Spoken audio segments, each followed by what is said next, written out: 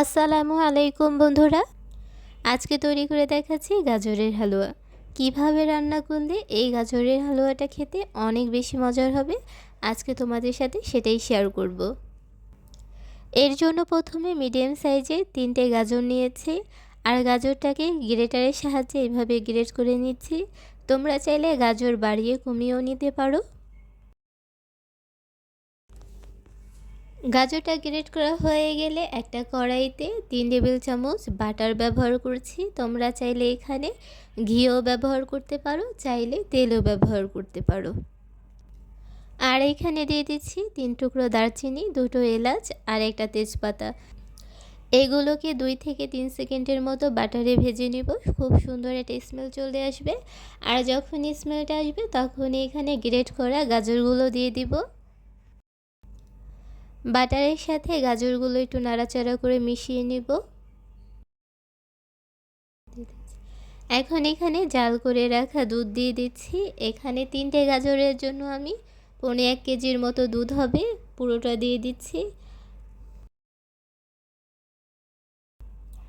এ পর্যায়ে এসে এখানে আধা কাপ চিনি দিয়ে দিচ্ছি। মিষ্টিটা তোমাদের ইচ্ছে মতো বাড়িয়ে কমিয়ে দিতে পারো।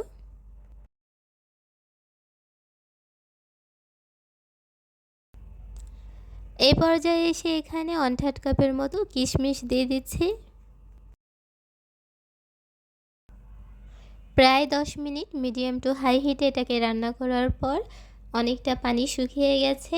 আর এই পর্যায়ে এসে আমি 3 টেবিল চামচ গুঁড়ো দুধ দিয়ে দিচ্ছি। গুঁড়ো দুধের কারণে এই হালুয়ার টেস্টটা অনেকটা বেড়ে যাবে।